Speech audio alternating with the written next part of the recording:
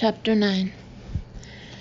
Either because he didn't realize the significance of what Sam had told them, or merely because he had more pressing issues on his mind, Jonah didn't question what Samantha had reported.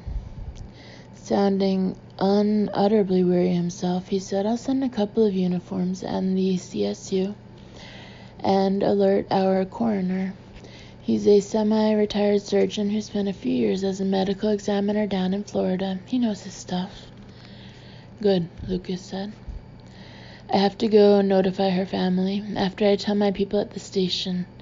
They're gonna take it hard. Annie was well liked." Robbie opened her mouth to come along, but then stopped herself when Lucas caught her eye and shook his head slightly. Lucas said Robbie and Dante will stay here and make sure no one disturbs the scene. He paused and added, "Along with the usual equipment and supplies, we brought along one of those small collapse tents they use over in England to protect and shield victims while the medical and other technicians work on them. Respect for the dead, as well as preserving as much of the scene as possible and shielding the victim from curious eyes. Probably a good idea to use it here since this area is so public, so visible. We'll be drawing a crowd here soon. It could take hours before she's ready to be moved, maybe not even until daylight or close to it." He didn't add that shielding Annie Duncan's body from anyone other than police might at least lessen the shock of her murder. Maybe. "Thanks," Jonah said, briefly but with real gratitude. He gave a last look toward his fallen officer, then turned and headed back toward the station. Speaking low to Lucas, Robbie said, "I might have been able to help. I doubt he's had to make many notifications like this one." Sounding very sleepy now, Sam said, "Don't sell him short. For a small-town police chief, he's gotten himself some big city experience." She pronounced those last 3 words very carefully, adding just as carefully, "Pretty sure he's done this before, just not here in his hometown." Knowing she was about to go out, Lucas said to the other two, "Help Jonah and his people any way you can without stepping on anybody's toes. But stay together, and I mean within sight of each other, especially out here." "You know something we don't?" Dante said. "Ask Robbie. As soon as I get Sam settled, I'll check in with you two, but I'll stay with her. Unless we get a break soon, this could drag on a while. It'll be best to split the duty whenever we can, especially since this unsub does his hunting at night. When Sam and I come back, you two can get settled into the hotel and get some rest." "Copy that," Dante said. "I'll come by and drop off the tent on our way to the hotel." This time Dante merely nodded and barely waited until Lucas and Samantha were out of sight before looking at Robbie with lifted brows. "Ask you?" I think that telepathic part of how he does what he does is a lot stronger than he'll admit," she said. "Robbie." She sighed, glanced down at the murdered cop, then returned her gaze to her partner. "The bastard got into my head, Dante. He didn't make me do anything, except have to sort my way through a few false memories, and then see this poor woman stagger out of that alley and die on the sidewalk." Dante waited, frowning. "With everybody in the room then, I had my shields up and the window closed, and yet he got in." "You're a strong telepath," Dante said slowly. "Maybe he homed in on that." "Yeah, well, that's probably what has Luke worried, has me worried too. Of all of us, at least in theory, I should be most conscious of any attempt to manipulate my mind. The one most likely to sense another presence before that presence can have any effect on me." "But you didn't." "Not at first, not for too damn long. I was too busy feeling shaken and uncertain because my memories were stirred up and spread out in a different way, No lies. What was said more or less. Only not like that. And what it means is that Monster is a scary, powerful psychic, able to manipulate memories, manipulate reality, individual reality at least. And if he can do that to a psychic with pretty strong shields, he could really do a number on a non-psychic with little or no shielding. Exactly. Like maybe our 6 missing people. You're sure? Bishop asked. I'm sure he got inside Robbie's head, Lucas replied, keeping his voice low, even though he knew that Samantha was deeply asleep in the next room. From what she said, the first thing he did was manipulate some of her memories. She said there were no lies, no deceptions, just information rearranged. Not something we've seen before, Bishop said slowly. Yeah, I was kind of hoping you might have encountered it, even if we haven't. This creep really is unique. He didn't make Robbie do anything. Long accustomed to his unit chief's habit of answering some questions obliquely and some not at all, Luke merely said, far as we could tell, no. Maybe just a test to see if he could get in and mess with her mind. But he did give her memories she shouldn't have had, or maybe a vision. She was standing on the sidewalk watching as Officer Annie Duncan staggered out of an alley and collapsed with her throat cut. Since Lucas had already related information about the murder, Bishop was aware of what had happened. Do you think he was showing her that as it happened? If not in the moment, then damn close. Sam said Officer Duncan's body was still warm. I know you don't like it, Bishop said, but Samantha's ability to retrieve memories is also unique.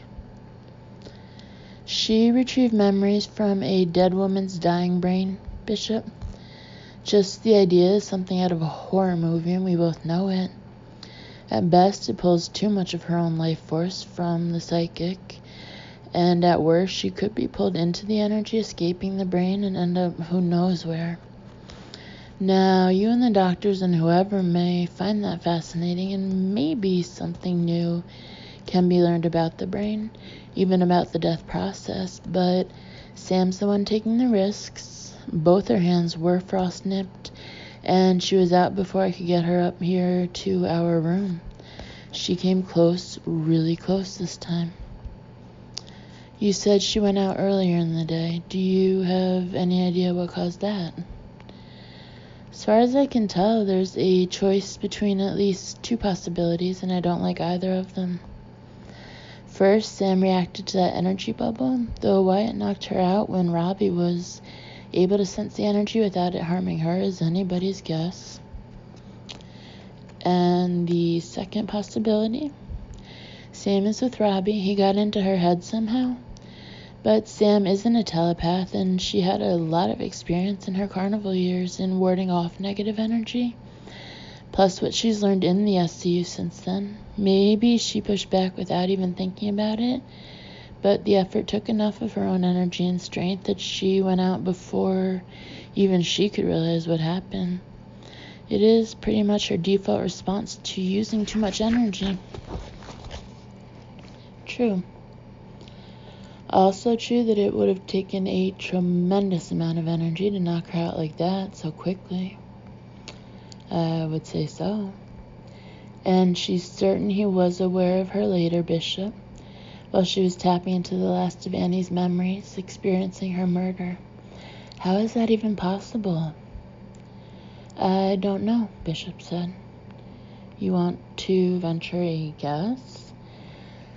Lucas tended to be intense, often enough for it to be fairly usual, but to speak to his unit chief and a man he respected deeply, with that snap in his voice, was ample evidence of just how worried about Samantha he was. Bishop paused, but not out of temper, as his thoughtful voice indicated. We know that when minds touch, they leave breadcrumbs. Even if Samantha wasn't aware of the contact earlier, he apparently did try to get through her shields. Maybe he did. Not far, obviously, but maybe just far enough to leave a breadcrumb or two. And when Sam was using her abilities later to get what information she could from Annie Duncan, the unsub somehow became aware of that and followed the breadcrumbs. That's a lot of qualifiers. It's that sort of situation.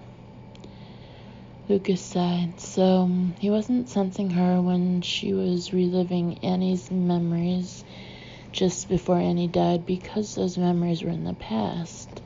The unsub just managed to become a part of Sam's process. That makes more sense, doesn't it?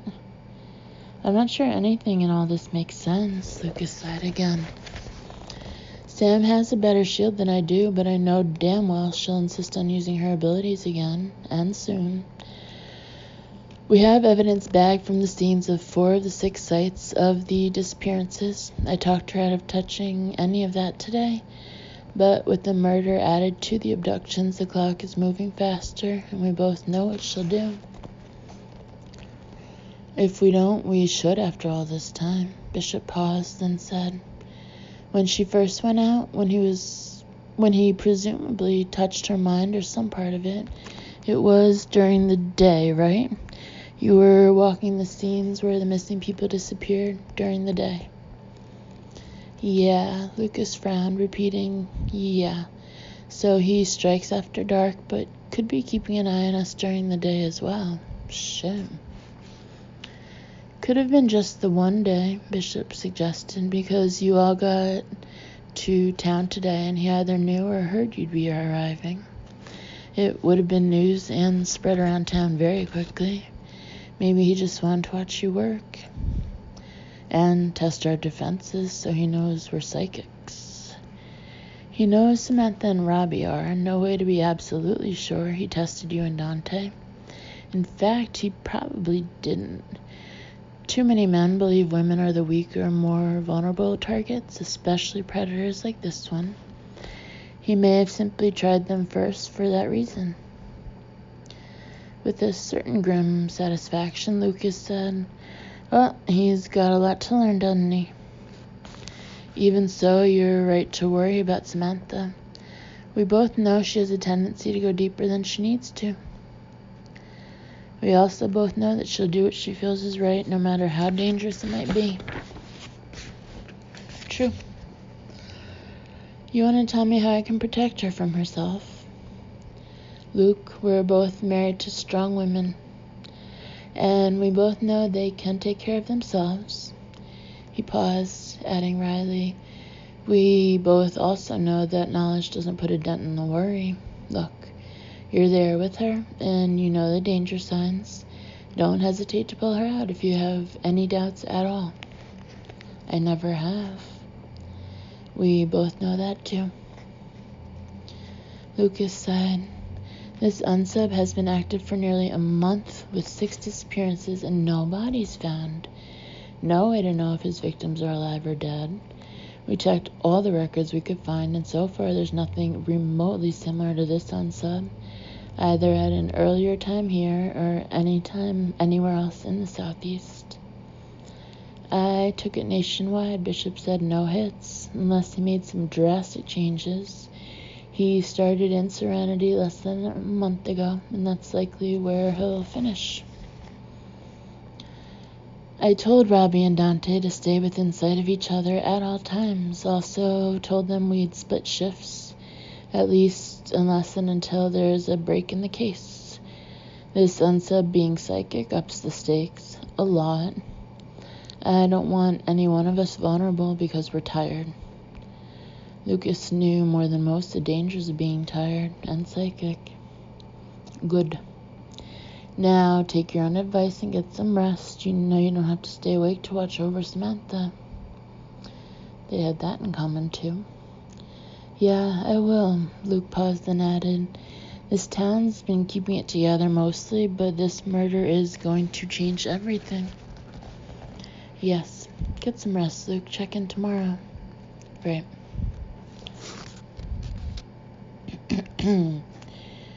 This strong woman is worried, Miranda said, as her husband pushed the speaker button on the phone to end the connection and then came to join her on the sofa in front of a low fire.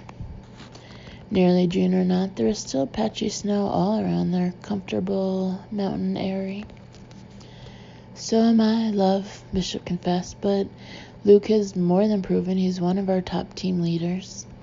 Together, he and Sam are a formidable pair. I know that. I just wish that we could tell them, warn them. It could help. It could also make things immeasurably worse. We agreed, remember? Aloud, she said, we could have warned them he's psychic. They figured that out quickly enough. What about the price, Noah? The price of our silence? If he touched Sam's mind and Robbie's, he'll try to use that to his advantage. And if he was powerful enough to drop Sam in an instant, then he's too powerful. I know that, and so does Luke. If they'd known in advance, they would have been more guarded. He might not have gotten in at all. Bishop pulled his wife even closer. We both learned long ago the difference between prediction and prophecy. Do you really believe anything we could have told them would have changed a future we both saw? I don't know. No, I suppose not. It's just so many of our people have to go through some sort of baptism of fire, either before they join the team or after. They work their asses off to make the world better, to save lives, to destroy monsters. The universe made them psychic, and gosh knows that's enough of a burden. Why these tests? I can't speak for the universe. Miranda gave him a look. But if I could, it would probably be in cliches. What doesn't destroy us makes us stronger, for instance. You're stronger for what you've been through, as brutally painful as some of it has been. So am I. So is every member of the team. Steadily, she said, yeah, but sometimes if things get really bad, people do get destroyed. We didn't see that. We saw the possibility. He was silent. We saw darkness, Noah. A darkness neither of us has ever seen before. What if they aren't strong enough to fight that? They have to be, he said simply. She half shook her head. We've been incredibly lucky as a unit. If our agents weren't psychics, half of them would be dead. Not half, he objected. Miranda couldn't manage a smile. I just have a bad feeling about this one. Over and above what we saw, that maybe our luck has finally run out. You know I don't believe in luck. I know, still. You want to go down there, don't you? I think we need to be closer than we are. Not in town, not visible, but nearby. And if he senses us? That did conjure a smile. If he senses us, love, he pretty much has to be that quote-unquote perfect psychic you've been waiting for. And if he's that, if darkness instead of light got your perfect psychic, then we have to fight him with everything we've got, and much better to meet him on our terms than on his. You've got a point, he paused. Then again, he could just be your garden variety psycho with one of our tools in his toolbox. Or something like one of our tools, something more than telepathy. Either way, I think we need to be closer. Not because Luke and the others can't handle themselves, but because of what we saw. I don't know how they're going to handle that. Do you? No, Bishop admitted. I don't, especially Luke. He's good at finding people, not good at losing them.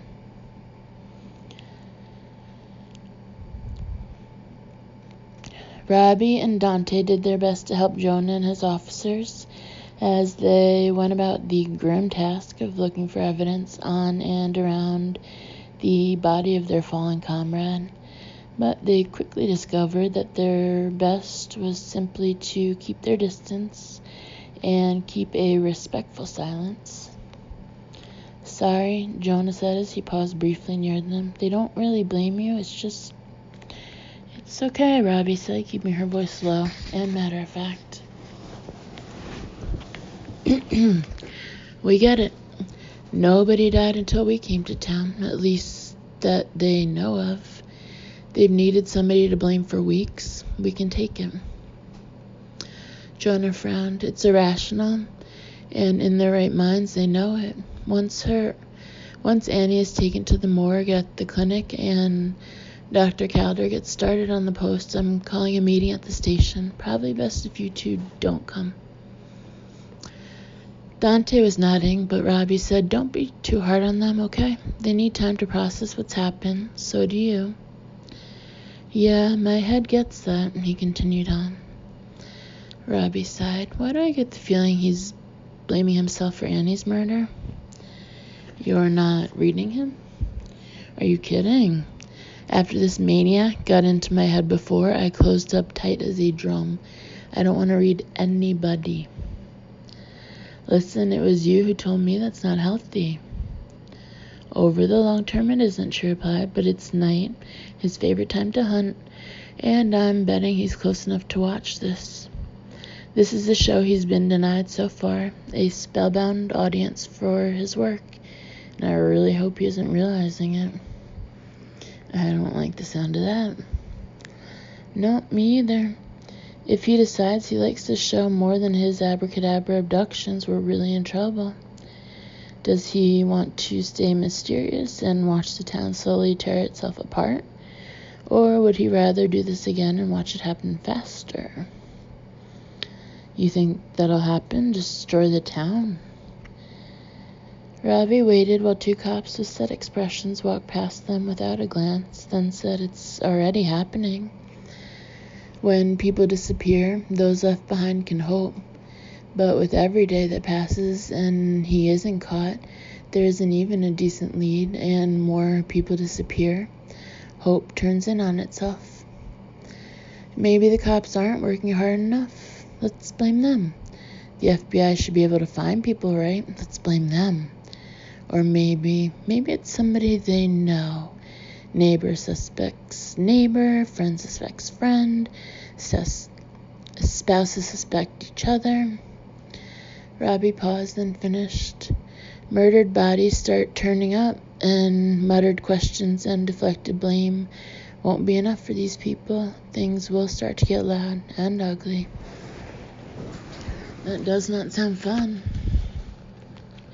No, it won't be. Not for anyone. Robbie sighed. Small towns depend on community more than cities do. Neighbor helping neighbor. Everybody coming together in a crisis. But it's been weeks, and they feel helpless.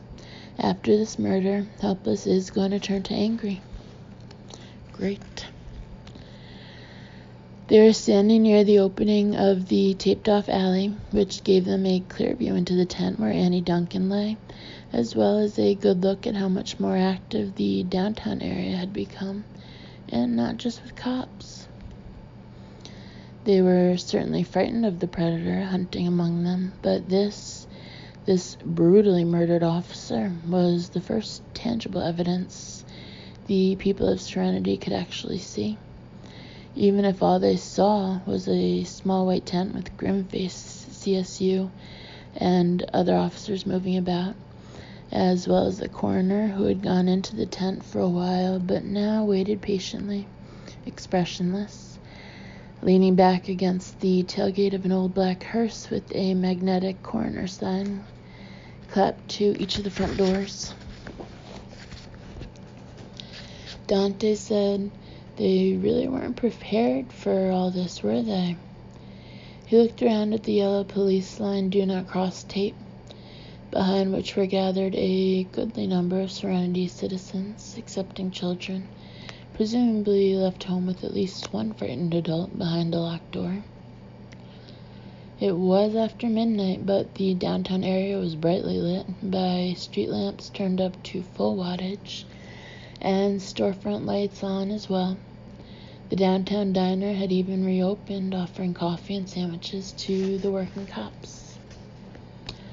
Nobody's prepared for this, Robbie said.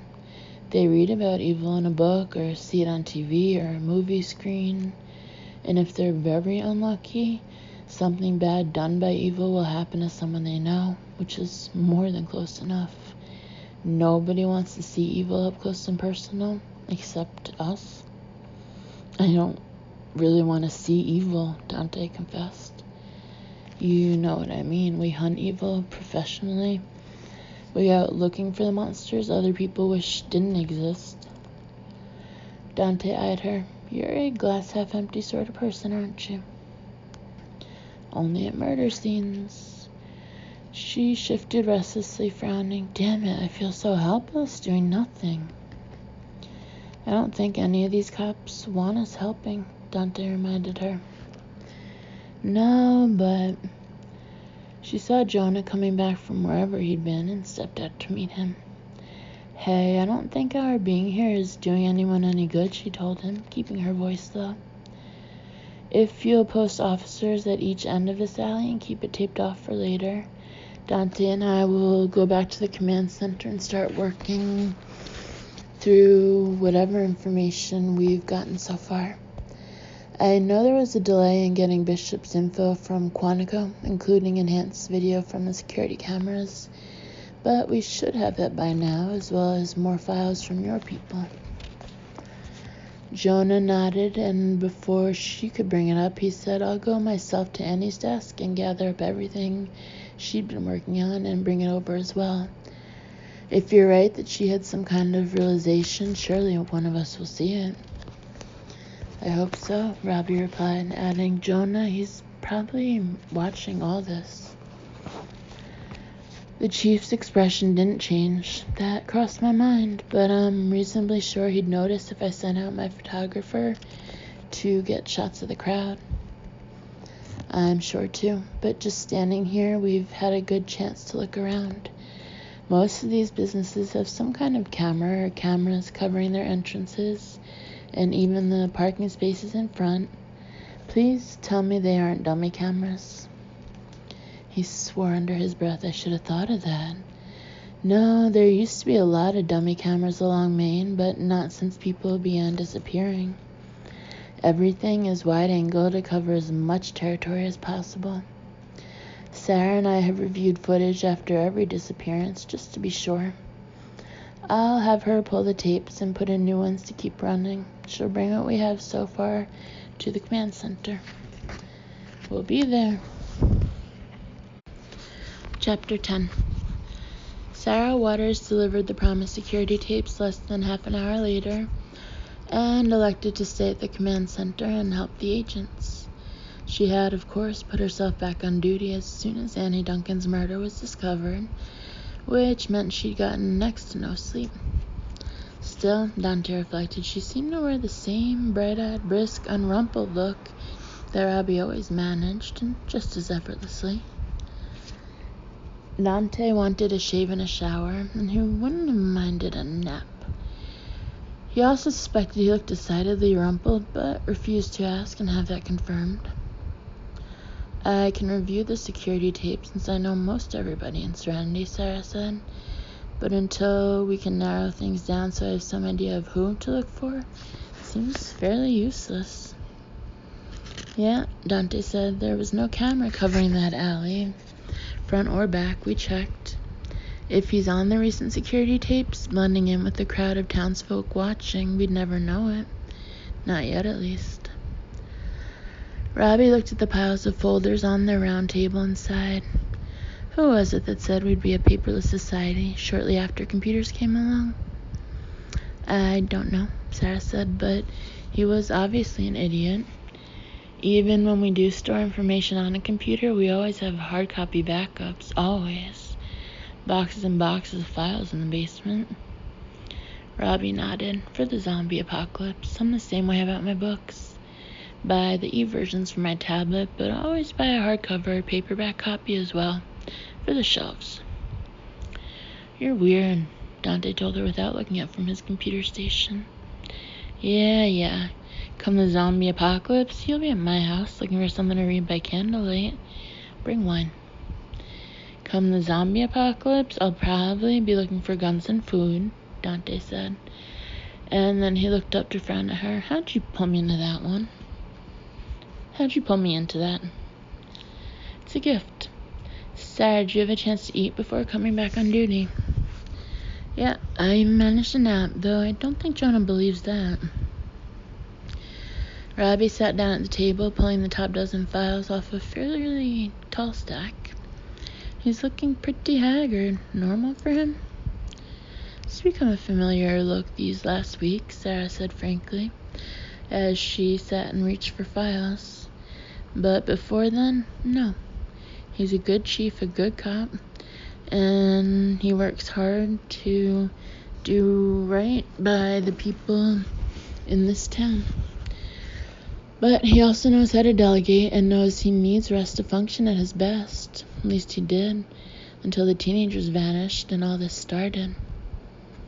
He wanted to believe it was a stranger, didn't he? Sarah paused in studying her topmost file and frowned. I'm not sure. I think maybe he knew all along that it was somebody here in Serenity. He's the kind of cop who knows why people do the things they do, if you know what I mean. A natural profiler, Robbie said. I'd say so. Some minor things until this started. Something got stolen, he knew whose door to knock on. Kids causing trouble at the high school. He seemed able to sit them down and talk to them, and whatever he said, it stuck. What other kinds of crime have you guys had to deal with? Robbie asked. Usual. Vandalism, petty theft, a few domestic disturbances over the years. Nothing like this, nothing even close to this. In the same casual voice, Robbie said, when the teenagers disappeared, that was weird about the car doors and footprints. Jonah had, of course, filled them in hours before on the other quote-unquote oddities of the various disappearances. Very weird, Sarah said with some feeling. You don't know how much I'm hoping you guys can explain it, with or without psychic trimmings.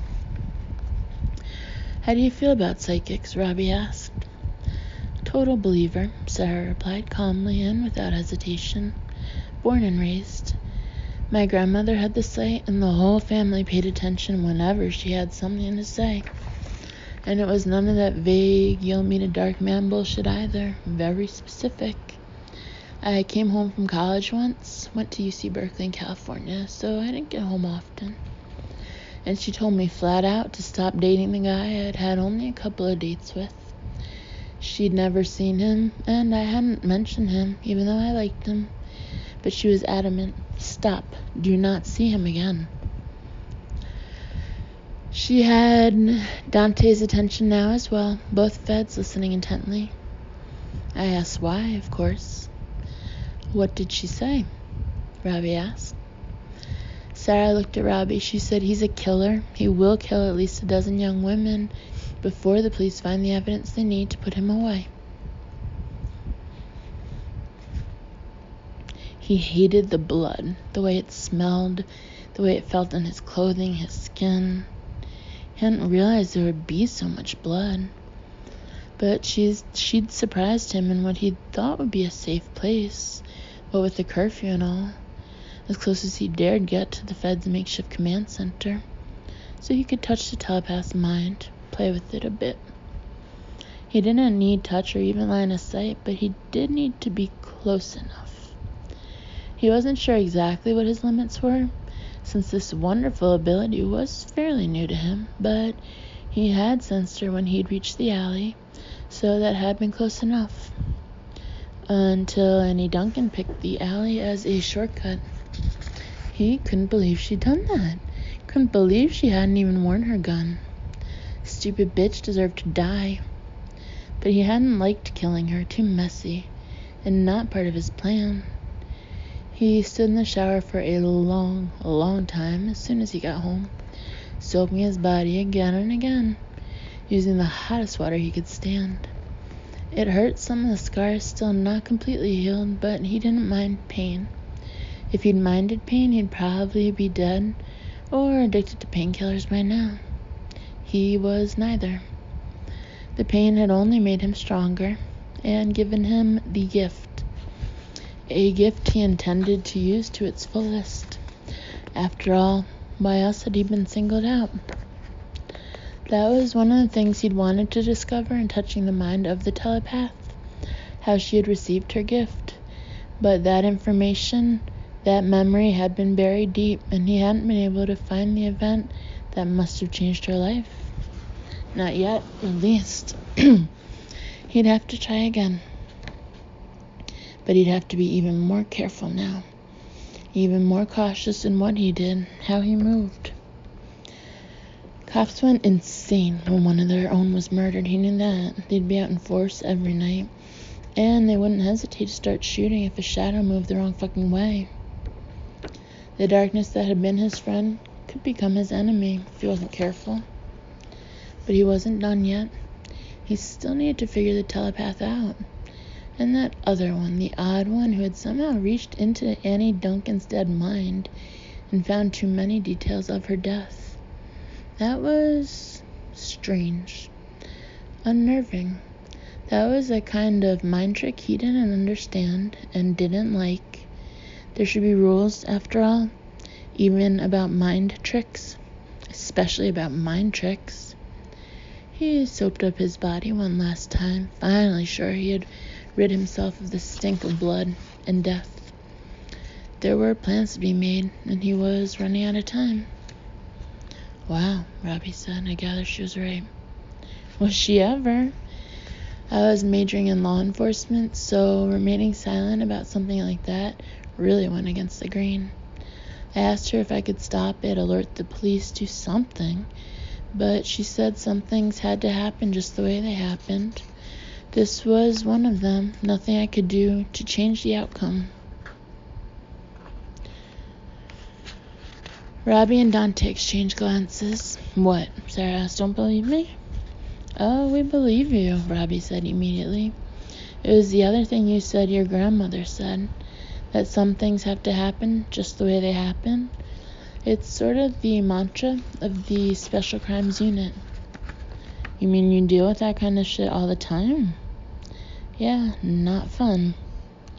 Frustrating, I call it. And not a little bit scary when it comes to killers. One of the girls on my campus who was killed about 2 months later was a friend. She was his third victim, first college student. I never knew she was dating him, so I never got the chance to warn her. And I would have, no matter what Gran said. But the police got close once or twice. But it was still almost 2 years before they caught that bastard. Please tell me he was convicted, Robbie begged, of 10 counts of first-degree aggravated murder and aggravated assault. They couldn't prove he killed the first 2 victims, but the police were sure, and I think they convinced the families at least enough to give them some peace. In any case, he was arrested, charged, and with his guilt being a foregone conclusion, everybody agreed to a plea deal that locks him up forever and a day. Not long enough to bring any of his victims back, but better than the death penalty. I agree, Sarah said. Even if the system was working smoothly, which it most definitely is not, with the death penalty, you get months, even years of appeals.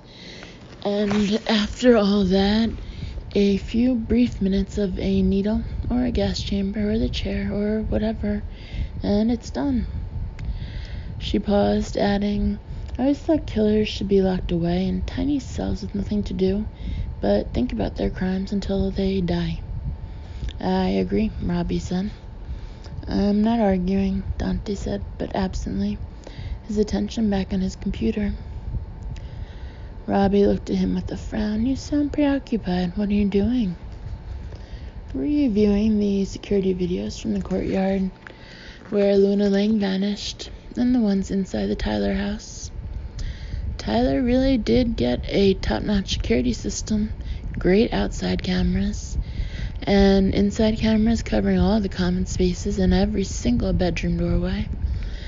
But the inside cameras are programmed to be on only from 11 p.m. to 6 in the morning, unless someone changes the programming. outside 24/7, and the outside cameras cover all the windows as well as the doors. Outside lighting is excellent and on a timer from dusk to dawn. That's certainly extensive, Robbie said, if not a little paranoid. But given what happened, did the FBI lab do a good job of enhancing the videos? Tyler's system is digital, so much clearer than your usual security cameras to begin with. The ones in the apartment complex courtyard were your garden variety middle grade cameras, slightly out of focus and grainy. The lab improved them considerably. He still sounded preoccupied. Robbie looked at Sarah, then said to him, Dante, what is it? Dante, use your words. He looked at her rather blankly for a moment, then said, you know the woo-woo stuff with the car doors being open but photographed as closed and footprints being visible but photographed as not being there at all? Robbie groaned. Don't tell me we have more useless information from those recordings. No, Dante said, not useless, I think. But I'm damned if I can figure out what I'm looking at. Robbie and Sarah immediately left their files and came to peer over his shoulders at the computer screen. He was using a split screen and rewound both videos so he could start them at the right point. Then he started the tape on the left side of his screen at normal speed. They saw Luna Lang, the young, attractive wife and mother, dressed casually in jeans with her hair tied by a ribbon at the nape of her neck. She was walking briskly along the courtyard walkway to go to her neighbor's condo. Everything about her looked utterly and completely normal. Then normal stopped. She stopped very abruptly. There was no sign of anyone else, no movement, and for several moments she just stood there, her back to the camera. Then she turned and suddenly looked directly up at the camera. Her face was expressionless, like the face of a doll. Anybody else just feel a chill? Sarah murmured. Oh yeah, Robbie responded, her gaze fixed on the screen. Luna Lang moved quickly toward the camera, a visual that was disconcerting in and of itself. It was well above her head, and it was also obvious that she stood on something, though what was difficult to tell. But as they watched, she slowly changed the angle of the camera, still wearing absolutely no expression, eyes blank. She apparently got down from whatever she'd been standing on, disappearing from that camera's range for a few seconds. But then she reappeared on a second camera, which showed her holding a lightweight metallic outdoor chair. Seconds later, she was adjusting that camera as well, moving it slightly, slowly. There was a quick glimpse of her as she got down and moved the chair. And then nothing. Sarah swore under her breath there wasn't a blind spot. Not until she moved those cameras. How could we have missed that? How could the security guards have missed it? Dante answered readily, even though he still sounded a bit preoccupied. On the original video, there was some static, just a few seconds of it. Not uncommon enough to worry the guards at the time. And one section of that walkway looks pretty much like any other section. But once Mrs. Lang disappeared, that's why Jonah had it sent out for enhancement. This is what the enhancement uncovered. The two women exchanged looks, and it was Robbie who said steadily, he was controlling her. Somehow he controlled her, made her change the angle of those cameras, maybe even made her come to him. Sarah straightened slowly. She sure as hell wasn't herself. I knew. No. Luna Lang, she's very expressive. Always has been. But this, I've never seen a human face so blank. Even the dead have more expression. Robbie said if that's a psychic ability, mind control, then it's definitely unique. Human minds just aren't that easily controlled. I mean, magicians and mentalists make it look easy, and the reality of hypnosis has convinced more than one person that it must be easy to actually control another mind just by suggestion. But they're wrong.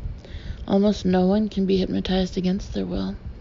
And even those that want to and can't be forced to do anything their conscious minds would reject.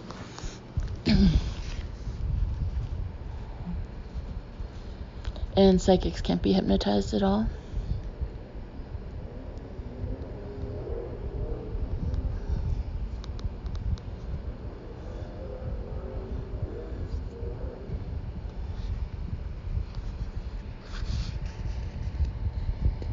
Really? There are more psychics in the world than you might expect, and the SU has studied a good number of them, enough to conclude with fair certainty that psychics can't be hypnotized, even by another psychic, especially by another psychic. But you said he was in your head earlier, before you guys went out and found Annie. Yeah, that's what's bugging me. I still don't believe I was hypnotized, but he was definitely in my mind, maybe trying to find out how much control he did have. And it was enough to scramble your memories. Not scramble, exactly. Everything made sense. It was just, it played out a different way, and I knew that wasn't right. She scowled. Damn, this is difficult to explain, especially when I haven't figured it out myself. Dante said steadily, want another puzzle piece to add to the rest? Not really, Robbie said, but leaned down again to look at the other side of the paused, split screen. Nessa? Yeah, watch. He set the video in motion. The camera was placed up high so that it covered the entire large kitchen, as well as the space behind it, what designers called quote-unquote keeping rooms, but which were basically just open dens with fireplaces and TVs. That light over the island stays on all night, and there are night lights along the hallways and stairs, mostly because it's a habit of Nessa's to get up. I asked. Dante said. The cameras can go to infrared if the rooms go totally dark, and that's how the system's programmed, but, well, just watch.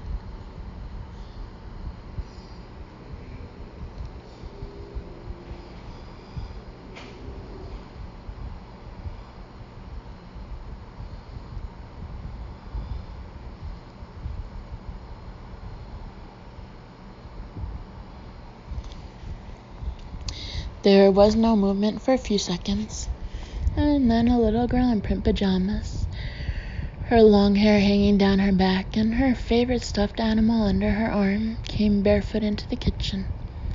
She put her toy on the center island, used a strategically placed kitchen stool to climb high enough to reach an upper cabinet, and got a glass for herself. She filled the glass from the refrigerator's dispenser, then stood sipping for a moment or two. Then she went completely still. Shit, Robbie breathed. Wait for it, Dante said, still steady. The little girl's head tilted slightly, as if she were listening to someone. Then she put her glass on the island, walked around the island into a distant corner, and appeared on a different camera. This one would look like a mudroom. The light isn't normally kept on in there at 2 in the morning, Dante said, which is when this recording was time-stamped. They could all see the door that probably led to the garage, see the security keypad beside it, and then everything went black. She didn't go near a light switch, Sarah said. How long? 10 seconds, Dante said. The room stays totally dark for 10 seconds, and then the lights in the room came back on. Nothing looked disturbed. The door was still closed, The security keypad was still blinking the red light that indicated it was active.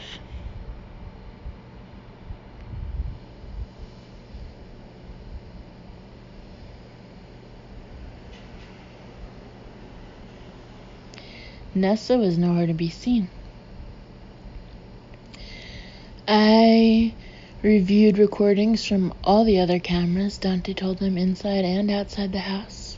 The only cameras that record Nessa when she gets up are in the great room and the mudroom. You don't even see her in the hallway outside her bedroom or on the stairs. You see her come into the kitchen and you see her in the mudroom heading for the door, and then she vanishes. You don't even see her in the garage. Nope. Infrared recordings for out there during the night. 2 cameras, one trained on the door to the mudroom, the other trained on the double garage doors. No motion at all recorded out there. No sign of Nessa once she leaves, however she leaves. Robbie straightened and then moved restlessly away from the computer. Well, it had to be the same somehow. The same as Luna Lang. He got her to do whatever it took to make herself mysteriously vanish. Sarah, you guys printed the security keypad? All of them. Sarah had also straightened. Nessa knew the code, but Carolyn and Matt said she almost never touched the keypad. Still, we checked. Smudges mostly, what you'd expect from keypads touched 2 or 3 times a day by at least 2 people. And the smudges were only on the numbers that are part of the code. I guess the cameras were out of her reach. Very much so. And the nearest ladder was in the garage, high on a rack. A ladder much too heavy and unwieldy for a 10-year-old girl to manage, even if she'd had time. Her frown deepening, Robbie swung around to look at the other 2. Time. Jonah said none of the clocks were affected in the Tyler house. The videos are time-stamped, Dante said. That was something else I checked to make sure. No missing time on the recordings. When the mudroom goes dark for 10 seconds, the camera's clock keeps time. It doesn't stop or slow down. Neither do any of the other clocks. So, Sarah said, whether Nessa got herself out of the house or he got her out, it was managed without somehow tampering with any of the cameras.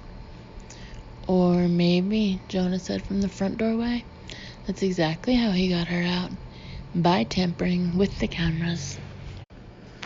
Chapter 11. Robbie stared at him, still frowning. Then her frown cleared, and she swore under her breath. We've been missing the obvious, haven't we? I think we were meant to, Jonah said, closing the door and coming the rest of the way into the big room. He still looked tired, but it was clear his mind was working just fine.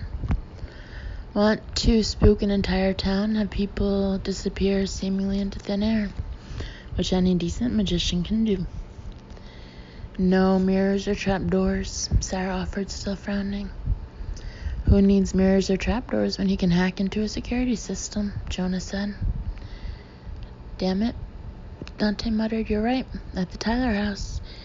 That's the only thing that makes sense. All he had to do at that condo complex was insert a line of code for a few seconds of static and then have Mrs. Lang move a couple of cameras a few inches. Just about any computer geek could have done that, Jonah said. It's a basic system, and even though it's hardwired in, there aren't exactly dozens of firewalls. It's an apartment complex, not a bank, and not a theater. Those cameras would have had to be hacked for Sean Messina to get out of the theater unseen, and they were installed a good 10 years ago. So not too difficult to hack, Robbie noted. Not difficult at all. Now the Tyler house. That would have been a lot harder. That would have taken some skill. Sounds almost impossible until you remember that security systems are designed to keep people out, not in. Dante was rubbing his jaw absently. Yeah, okay.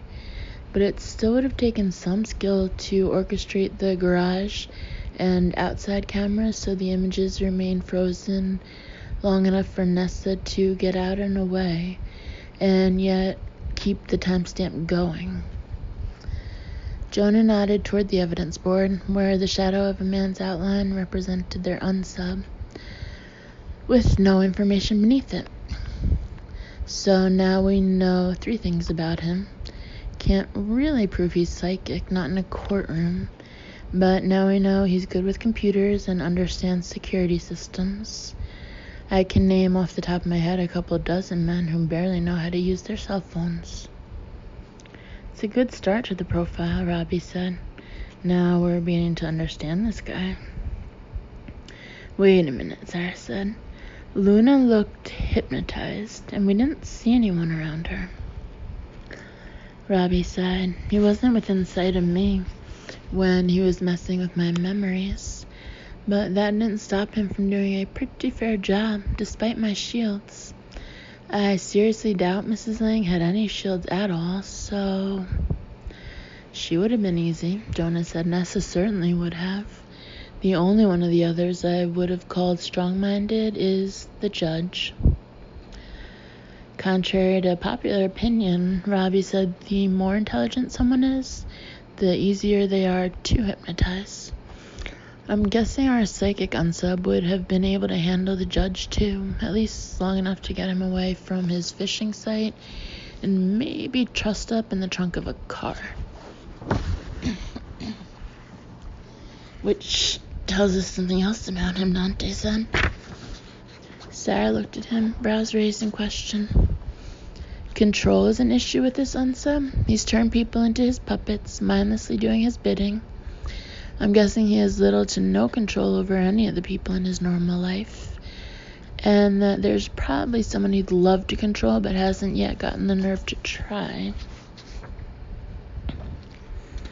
Clearly uneasy, Sarah said, how far would he take that when it comes to our missing people? I mean, okay. Let's say he used a little bit of psychic control and some decent computer skills to abduct these people. And then what? None of them wanted to consider worst case scenarios, but it was Robbie who finally said, since we don't yet know why these people were taken, what their connection to him and to each other is, why these particular people were his targets, we can't even speculate about what he did after he abducted them. No, Jonah agreed, we can't. All we can really know is that none of their bodies have turned up yet. He hadn't realized how tired he was until he was showered and had to force himself to eat something. Had to eat, had to keep his energy up. But he realized just how tired he was when he heard faint sounds coming from his collection and had to concentrate hard for several moments until they were still and silent again. He had been able to keep them still and silent even while he slept, but that was a different thing. He supposed, having done some reading on the subject, that what he used then was a kind of post-hypnotic suggestion planted deeply in their minds. Maybe too deeply. The girl was, as far as he could tell, the only one who never stirred. Maybe he had gone too deep with her. He thought about it, but not really with any anxiety. After all, it was his collection. It didn't matter what they wanted or needed. They belonged to him. He only fed them because it pleased him to keep them alive. For now, at least. Sarah was frowning again. Wait a minute. The first abduction, the teenagers. Simon Church's old Jeep isn't exactly crammed with electronics, unless you count those god-awful loudspeakers he jerry-rigged in the back. Nobody could hack into that thing except with an axe. True, Jonah conceded. He half sat on the conference table after finding a small space for your file folders. But there's still the mind control thing, or whatever it is. Hate to say it, but neither one of those kids could come close to winning an academic scholarship, and they were both very self-centered. Easy targets, Dante noted. Sarah hadn't stopped frowning. So you're right about that. We are still left with 2 very large elephants in the room, she said. The first is those photographs I took that didn't show the open car doors or the footprints both Jonah and I saw. And the second is those energy bubbles. Robbie shook her head. I still think those energy bubbles have something to do with him and his abilities. I don't know why it's only outside and not inside, or how it monkeys with time like that, but I'm certain he's the cause. In the photographs, Sarah's voice was a bit tense. Dante murmured, the more intelligent the person. You think he played one of his little mind games on me? She didn't quite snap the question. Don't shoot the messenger, he said, holding up a placating hand. But at least until he killed Officer Duncan, this unsub was apparently a 2-trick pony, computers, some kind of psychic mind control. We really haven't seen anything else from him in the way of skills. It's not difficult at all to cut someone's throat. Nobody said that, out loud at any rate. Jonah said, Sarah, we know there was time for him to take those kids wherever he took them and still get back to the car before you found it. Okay. But you saw the open doors and footprints too, Jonah, and there was not a lot of time between you leaving and Tim getting there with the tow truck. Nobody said anything until finally she swore and said it herself. Him too, huh? Jonah spoke carefully. It was just before that cloud burst. You took the photos quickly, and Tim got the car hooked up to his tow truck quickly. If the unsub did have to mess with your memories, both of you, it wouldn't have been for long. All he really had to do, Robbie said, was stall you 2 long enough to close the car doors and rake away the footprints, but leave the memory of that in your mind and Tim's. Sarah remained stubbornly silent. Robbie tried again. I doubt he can create images on film, not that specific at least. The energy he leaves is too uncontrolled. A thoughtful expression crossed her face briefly, but then she shook her head slightly and finished. You took photos of the scene as it actually was. You only remember the way it looked when you found it and showed it to Jonah. Grim, Sarah said. Any way you can prove that? In court? No, Robbie sighed. But I can probably prove it to you, telepathically. So you can read more than surface thoughts, Jonah said. Memories sometimes, especially if the person I'm reading has been fretting about something. And I can usually project those memories back to whoever I'm reading. Look, Sarah, it's up to you. I can keep my focus very narrow and look only for those memories. Not exactly protesting, Sarah said. Is it dangerous for you to try reading me with the unsub around somewhere? I'm not so sure he's near enough to matter, Jonah said. It's not dawn yet. Barely 24 hours since he abducted Nessa Tyler. And it's been a very busy 24 hours for him. He has to be feeling the strain. Seeing Samantha go out the way she did is all the proof I need that psychic abilities take sometimes more energy than a psychic has to give. Robbie was nodding slowly. He abducted Nessa, touched Sam's mind at least once and probably twice. Messed with my memories, murdered someone, and if he's keeping our missing people alive, he has to do whatever it takes to accomplish that. You're right. He can't keep up that kind of pace. Not unless he's a hell of a lot more powerful than any psychic I've ever met. He has to eat, to sleep. So, Jonah said, maybe this is our chance to try to get ahead of the bastard. He looked at his second.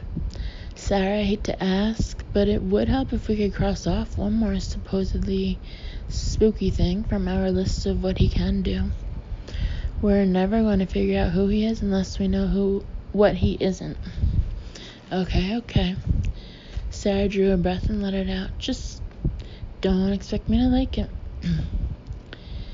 Keeping her own voice brisk, Robbie said, I'm not a touch telepath, but probably best if we're both sitting down when I try this. When you try it?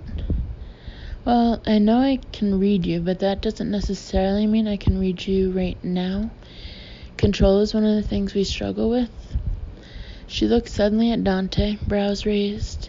Maybe part of the unsub's control issues?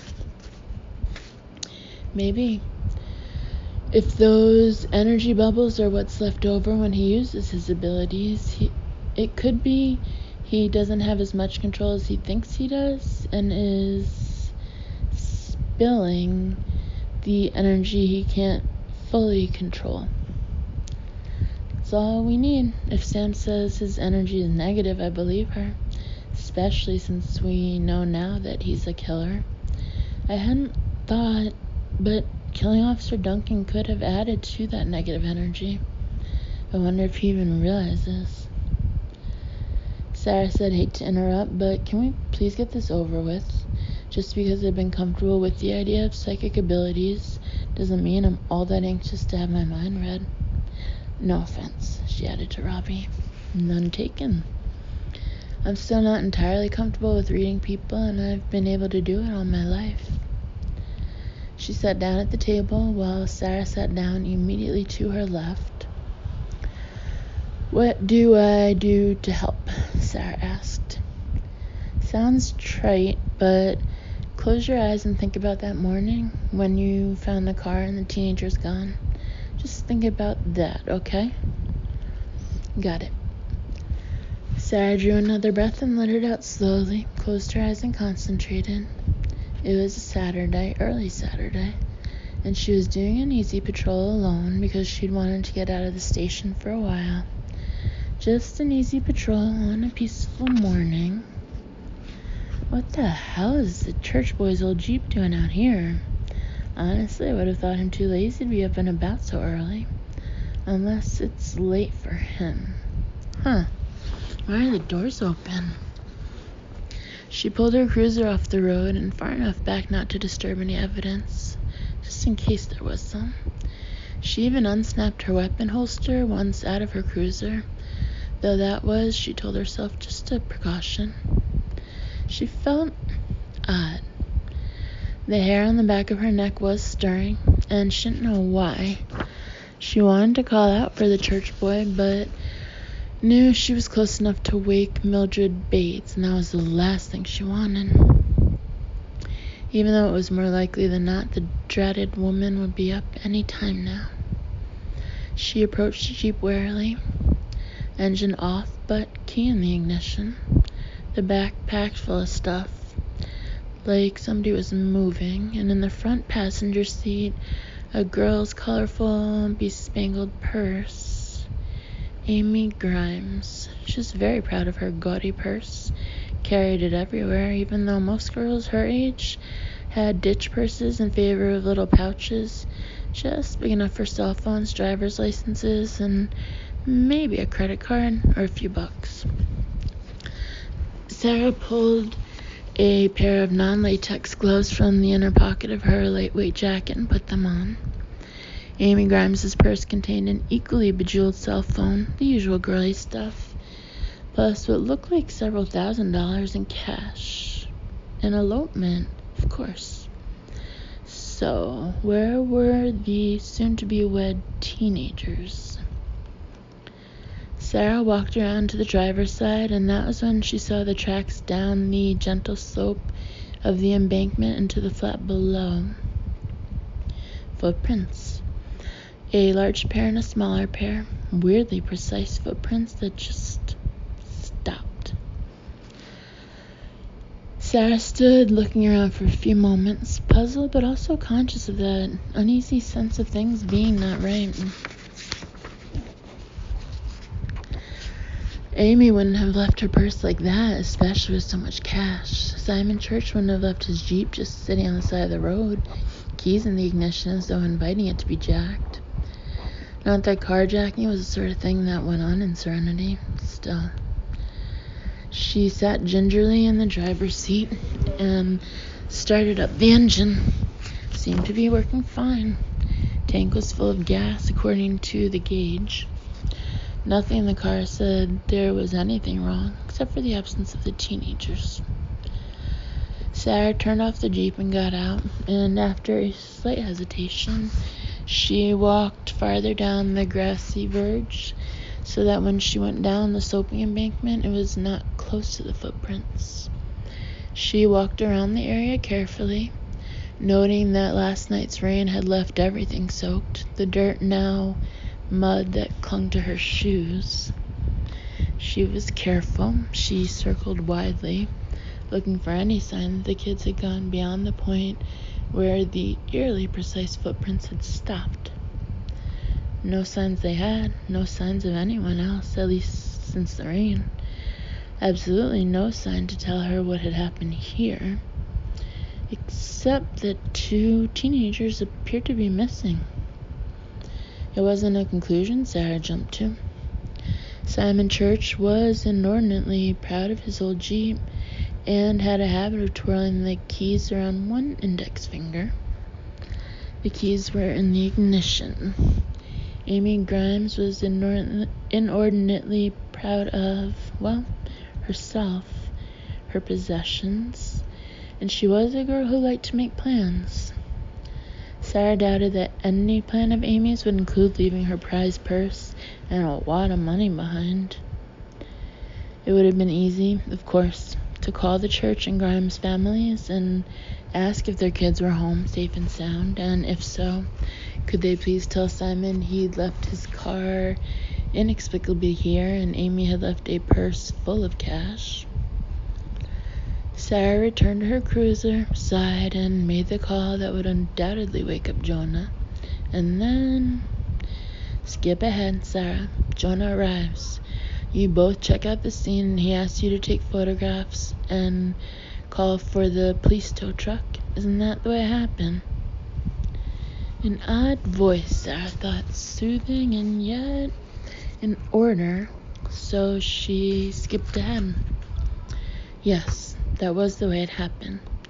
Jonah left in his Jeep and Sarah was making adjustments to the camera before taking the pictures. No. When Jonah left, she was already down the embankment and on the flat, placing a ruler beside the footprints before photographing them, wasn't she? She thought she'd been doing that, but here she was, near the hood of her cruiser, making adjustments to the camera, just fiddling, really. And then Tim came with the tow truck, and they stood there talking for just a minute or two. She was sure it was no longer than that because thunder was rumbling, and they both knew they had to hurry to beat the storm. So then Sarah took pictures of the car with the doors open so Tim could go ahead and close them and get the Jeep hitched to his tow truck while she took photographs of the footprints on the bank and down on the flat. And Tim helped her up the bank, both of them cursing the mud on their shoes. And that's not the way it happened, Sarah. Concentrate. When Jonah left, you were down on the flat, placing a ruler beside the footprints. What happened then? Annoying voice now. Annoying command. No, I was by my cruiser, fiddling with Sarah. You were down on the flat. You're bending over to place a ruler beside the footprints. Jonah saw that. He's driving away now. What are you doing? For a moment, it seemed that all Sarah's memories flipped and rolled in her head, a confusion of what was real and what had been given to her. Stuck in her head, in her mind, by an alien voice she almost recognized. Almost. I pick up the ruler and stick it in my back pocket, and then I look at the pictures I've taken and I delete them. Why, Sarah? Because he told me to. Who told you, Sarah? I'm not sure. I think I know his voice, but it's strange in my ears, in my head. Listen more closely, Sarah. Do you know who he is? No. He doesn't want me to know. He's nearby, over in the bushes. But every time I try to see him, it gets dark. So dark I can't see anything at all. I don't like the dark. So I do what he wants. I go back up the bank and wait for Tim, and when Tim comes, I thought we talked, but I think we just stood there. For the longest time, we just stood there. And then when he told us to, we could move again. I took pictures of the Jeep so Tim could close the doors and hook it up to the tow truck. But I took the pictures after Tim closed the doors. And then I took pictures of the bank and the flat. Did you see the footprints, Sarah? Yes. No, they were gone. But he told me to take the pictures. He told me the footprints would be there. I didn't want to believe him, but I had to. Why did you have to, Sarah? Why did you have to believe what he told you was the truth? I had to because he said if I didn't believe with my whole heart and mind that the footprints were there, he'd know. And he'd leave me to drown in the darkness. Sarah, he'd leave me to die alone in the darkness where no one would ever be able to find me again. Chapter 12. Sarah was pacing the floor, fuming. Robbie eyed her with more than a little sympathy. I'm sorry, it's not much fun to realize you can't even trust your own memory. Believe me, I know. That son of a bitch, that sorry son of a bitch. Sarah swung around abruptly to face the others. Okay, how do we go about finding this bastard? Robbie nodded toward the files piled all over the conference table in the center of the room. For now, old-fashioned police work.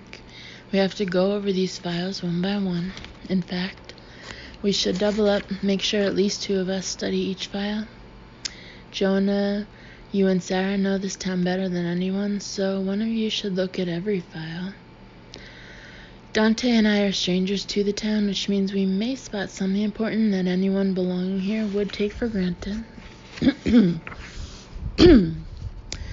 Jonah nodded toward a file box he'd set on a chair near the door. What about Annie's files and her notes? As a matter of fact, I got just about everything I could from her desk. Robbie thought about it briefly, then said to the chief, whichever of you and Sarah, knew her best should go over those files separately. And whether or not you find anything, Sam should go over them when she gets here. She's the one who caught at least a glimpse of Annie's memories. She may see something all the rest of us miss. Sarah knew her best, Jonah said. Sarah was nodding. She was on my shift usually. Jonah and I switched it up so we each got a couple nights off every week, and Annie was pretty much on the same schedule. I'm talking first and second shift. We kept a skeleton staff on the third shift because it was so quiet here until the disappearances started. Since then, it's been all hands on board and you rest when you can. We even have a few cots scattered around the station, in the break room, and a couple of unoccupied offices and storage rooms. At least half the cots tend to be occupied whenever you walk through. A lot of overtime. Dante said, I doubt the town council complains. Jonah grunted. They're nervous as hell and want me to hire on more officers, but not locally. I'm not putting inexperienced people on the payroll, not at a time like this. I've put a call out to a few police chiefs and sheriffs I trust, asking if they can spare an officer or 2 for what I hope is no more than a few weeks at most at double pay. Sarah frowned at him. Am I getting double pay? Yes, and we should have another 12 officers here by Friday. The town will foot the bill to put them up at the hotel for the duration. At least then we'll have enough manpower to fill all 3 shifts with experienced personnel, and everybody will get some decent rest. Jonah looked at his seconds, continued frown, and sighed. Yes, I know I need to rest. If you swear to me you got some sleep. I swear. I slept at least 3 hours, and for me that's as good as 8. Okay, then I'll leave you all to start going over all the files. I'll go home and get a few hours sleep, and be back late morning. Make it noon, Sarah suggested. I'll be fine until then.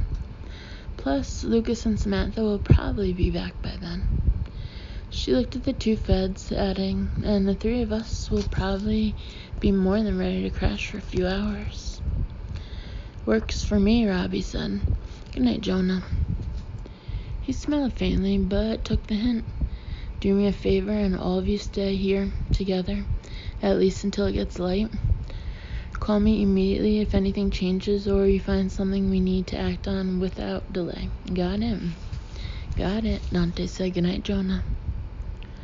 Jonah managed another smile, then lifted a hand and left their makeshift command center. There goes one tired man, Dante said.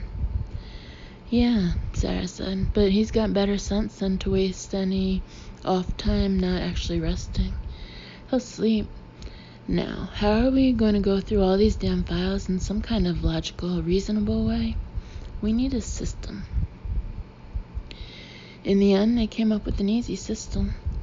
Each file folder had a sticky note attached, and whether it was one of the cops or one of the agents, once it was studied, that person made a note of having done so, along with time and date on the note. They also each kept legal pads, jotting down any notes they felt might be important or need to be further investigated.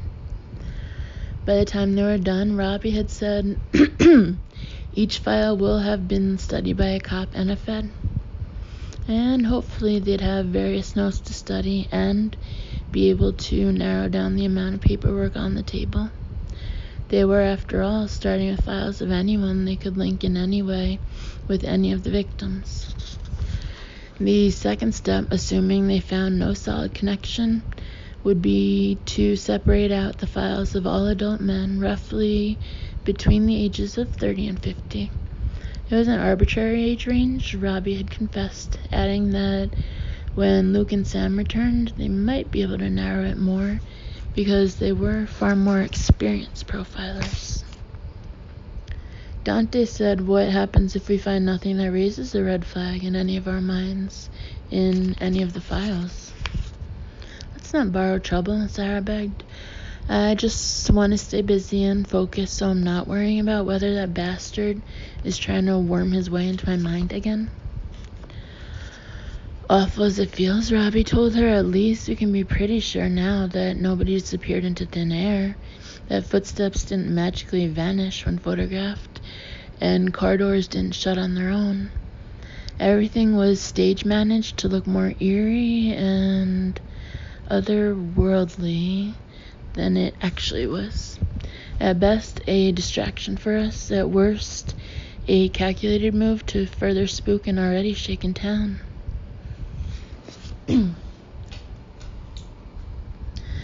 Sarah let out a sigh. It's too late now, but in the morning, either Jonah or I need to go see Mildred Bates, the neighbor with the cast. She was watching that morning the whole time Jonah and I were there, and while Tim was there with me. As many times as I've cursed those binoculars of hers, she may actually have seen something helpful. Robbie pursed her lips, but it wouldn't be anything obvious, because otherwise she would have called one of you, right? Sarah nodded. Trust me, she doesn't hesitate to call the station if she thinks anything's going on. Which makes me feel pretty certain that if the bastard was actually out there, he stayed out of sight in the vegetation down below the bank. Still, she might have seen something she didn't think was important at the time, or since then. Any information could help us, Dante noted. It's not like we've got a whole hell of a lot to go on so far. Sarah went to get the file box Jonah had filled from Annie's desk and brought it back to the conference table, sitting down in a chair with a fair amount of clear table space in front of her. So, we really don't have any kind of a profile on this guy yet. Dante said, if you mean the white male, age range, occupation sort of stuff that usually helps make up a profile, no, not really. Not reliably. That's why we're at least initially working with a really wide age range. We can guess he's white only because all the missings are, and it's the majority demographic for Serenity. And it's a guess, if an educated one, that he's probably in his 30s or 40s, maybe even older because he's been too patient and too clever to be younger. Robbie sat down at the conference table as well, continuing. In a small town like this, we're bound to have way too many overlaps when it comes to victimology.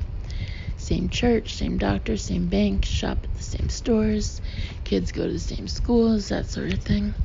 So that doesn't really help, but he picked these people.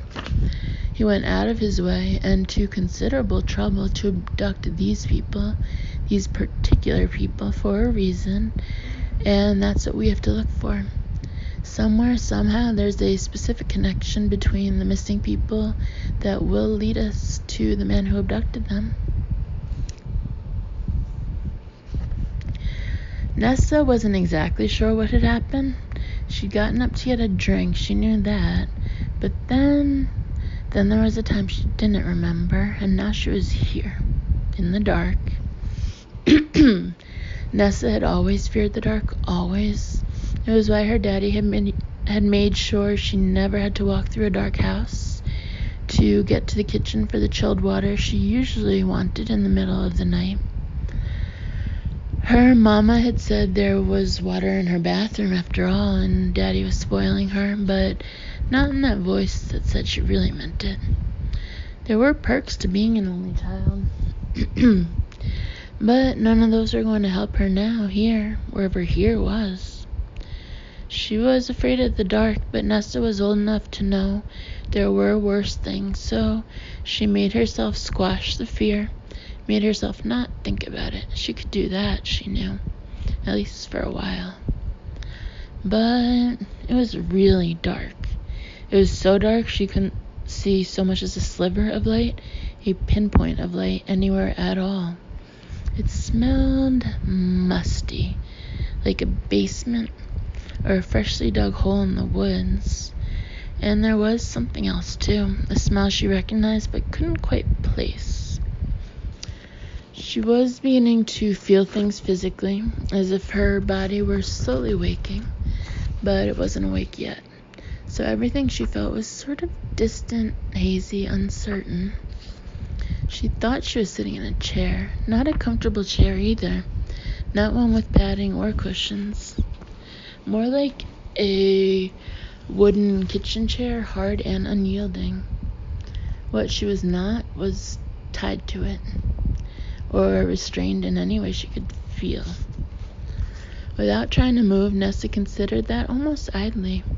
She thought she was tied somehow, because once before she'd nearly woken up and had been sure she couldn't move. Now she thought she was a little more awake than she had been before, and she was just as sure she could move. She didn't know how she was sure because she hadn't tried yet, but she was very sure she could move now. But move where? Her eyes were open, had been open a while now, and the dark wasn't getting any lighter the way it normally did after you were in it for a while and kept your eyes open. It was dark, and she had no idea where she was or which direction she should move in so she could escape this place. Then Nessa heard something, an odd, soft little sound that made a chill skitter up and down her spine. Somebody else was breathing, close. She wasn't alone here. Sarah sighed. We've already studied the files on the missings, and even though you're right about that overlap, nothing stands out as something connecting them. I don't want to sound like a defeatist, but I'm afraid we'll find the same load of nothing in these files. Dante said a bit tentatively, once we've cleared, as well as we can, the people closest to the missings, then concentrating on males in our wide age range makes sense. If nothing else, we should be able to get a more complete sense of what's normal, average. That should help us to notice something that isn't normal or average, something that might not otherwise stick out. Robbie was nodding. Like you said, Sarah, we've gone through the files of the missing specifically once already, and nothing stood out to any of us. We even had all the names run through national databases via Quantico, and everything looks normal, average. No wants, no warrants, nothing unusual. Just your average people in your average small town. So we take a few steps back to look at the larger picture, and that means going through the files on every adult male in the town of Serenity and in outlying areas. Sarah, your people made a good start, but we'll need them to keep canvassing, especially the outlying areas of town, pretty much at first light. Sarah nodded. I'm betting Jonah already has the duty list drawn up. Everybody will be working, especially now that we know reinforcements will be here soon. And believe me, after what happened to Annie, every officer in the department wants to be the one to find her killer. Dante looked a little troubled. No offense, but we don't want lynching parties out there. No offense taken. We don't have a huge force, but the officers we do have are well-trained, observant, and rational. And Jonah was talking to them when I left to come here with Annie's files.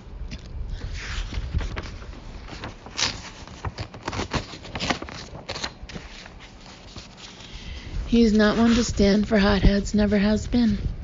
He was making it plain that if anybody draws their gun, it better be because there is no other choice. You don't have to worry. They'll do their job, and they'll do it well. Dante nodded, visibly relieved.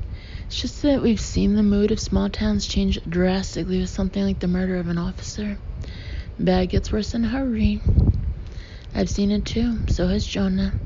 We won't let that happen here. Good enough. Sarah frowned, her mind shifting to other questions. We're sure it's a man. Dante looked at her steadily. You, Robbie, and Samantha are the only ones of us we can be sure touched in some way the mind of this bastard. What does your gut tell you? Male, Sarah said immediately, while Robbie nodded agreement. Not sure why in my case, Robbie added. There really wasn't a sense of personality. In fact, for most of it, I wasn't aware of a presence at all. Just that confusion of memories that didn't mesh. Because he was just testing you, Dante guessed. Unlike with Sarah, he didn't need you to remember something that didn't happen. Also, why he didn't threaten you, I bet. He didn't, right? No, Robbie frowned. The first time I was even really aware of him was when I sort of snapped back and I saw Officer Duncan stagger out onto the sidewalk. I knew her killer was behind her in that alley, and I knew he was the one who had been rearranging my memories. But it was knowledge, not a sense of him. Maybe just the cop's knowledge that you can't move more than a few steps, if that, with your throat cut. She looked at Dante. When Sam gets back here, we really need to know everything she saw and felt when she touched Officer Duncan, and I mean everything. She may have the best sense of the killer, even if she didn't see him. Because she touched the memories of a dead woman. Sarah shivered visibly. I thought my gran could be creepy at times with what she knew, but that beats anything I've ever heard. It's unsettling to watch, even to think about, Robbie agreed. The FBI has a lot of scientific types on the payroll, including a whole slew of medical doctors, and they study us regularly. What Sam can do is, so far as we know, unique. None of our telepaths have been able to do it, and if mediums like Dante see or sense the dead, it's a whole different thing. A dead person's brain has energy, Sarah said, almost as if she wanted to listen to how it sounded out loud. It obviously sounded creepy because she shivered again. Damn. Robbie shrugged. I don't really understand the science of it, except for a physics lesson Bishop has drilled into all of us. Energy can't be destroyed, only transformed.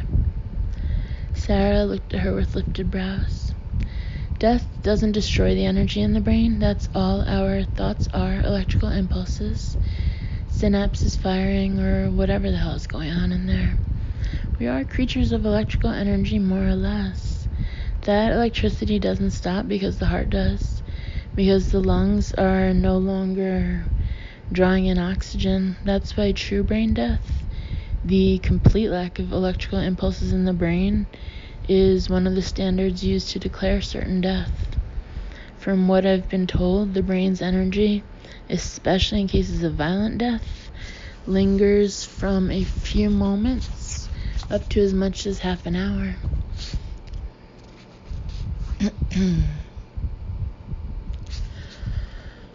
I don't know, maybe it takes that long for the brain to realize the body is already dead.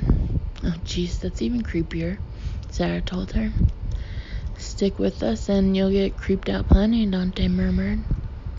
Something to look forward to, Sarah said, or not.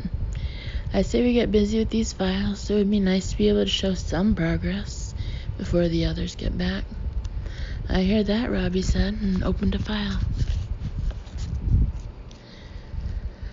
The sound of breathing so close to her in the darkness kept Nessa frozen for a long time. She even held her breath as long as she could, though all that did was convince her that there was more than one person nearby, breathing. Not a sound of movement, nobody talking, just the soft, whispery sounds of breathing. Wait, is it the missing people? And if it is, did I get taken too? That was more terrifying than even the darkness, because some of the missing people had been missing for weeks, and nobody had been able to find them. Half the town had gone out on searches to help the police, but nobody had been found. Mr. Sully and his dogs had gone out almost every day, until even the dogs looked thin and discouraged, and Chief Riggs had ordered it stopped. They'd keep looking, he had told them, but it would be the police and the FBI agents coming to help. Wait, I know Chief Riggs told Mr. Sully to arrest his dogs, and I know he talked to everybody crowded into the school gym that day, just a few days after that man was taken at the theater. But he didn't say anything about FBI agents then, did he? As scared as she was, Nessa had the notion that getting her memory straight was terribly important. It mattered somehow, and not just to her. There had been that meeting, and all the adults had been frightened, holding tight to their children. She thought her daddy's grip would turn her fingers white, and the adults had asked what they could do, how they could be safe when even the police didn't know who was taking people away, or even how. Chief Riggs had told people not to buy more guns. Nessa remembered that. If they had guns and knew how to use them, fine. That was for home protection. But he didn't want people carrying their guns around, and he didn't want anyone getting a gun unless they took the police training course he insisted on before people bought guns. And right now his people were too busy to be teaching those courses. Besides, having a gun wouldn't have kept anyone from being taken. That was what he'd said. Staying home at night was what they should do. If they had dogs, make sure the dogs were inside with them. Keep their porch lights or other yard lights on all night long. Maybe even install some motion sensor lights, so if anybody came into their yards, the lights would come on. Make sure their doors and windows were locked, and an alarm would sound if the glass was broken.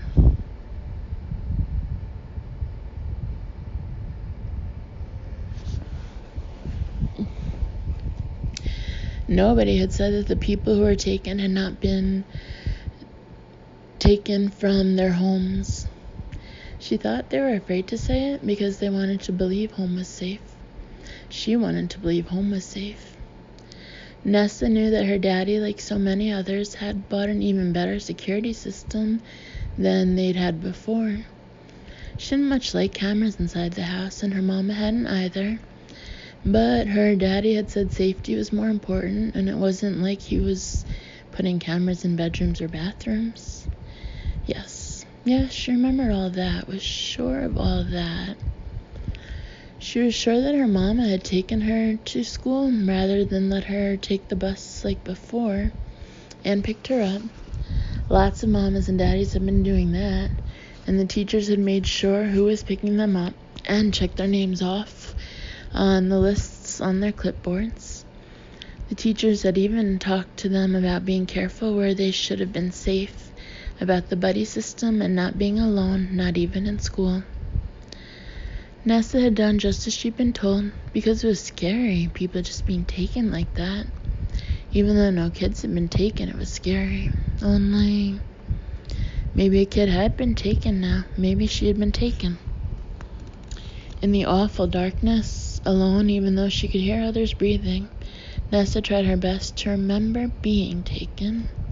She'd been so careful, just like everybody told her to be, never alone, and safe inside the house her daddy had made safer. Daddy had talked about getting a dog, and she'd been excited about that. And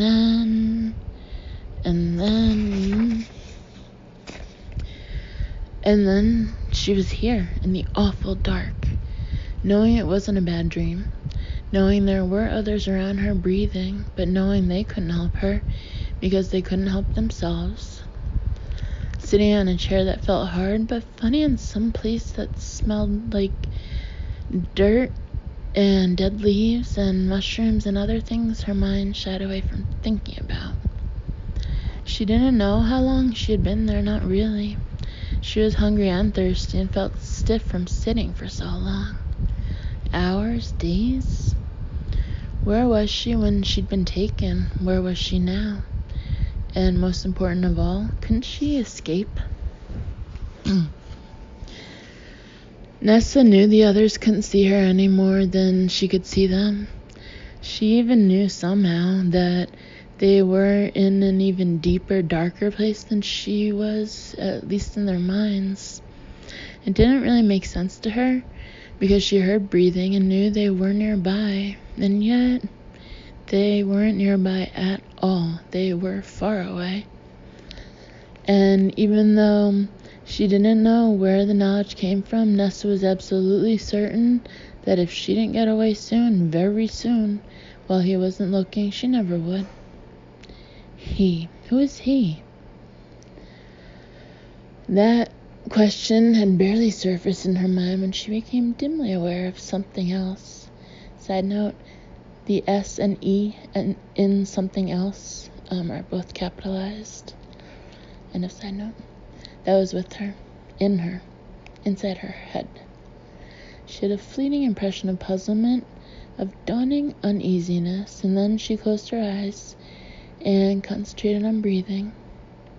Breathing slow and steady like those around her, thinking of nothing, not allowing herself to be scared, even though the darkness was heavy and pressing against her, and something else, the S and E both in capital again, was like a darker snake in the darkness, slithering around, all around, as it searched for whatever had alerted it.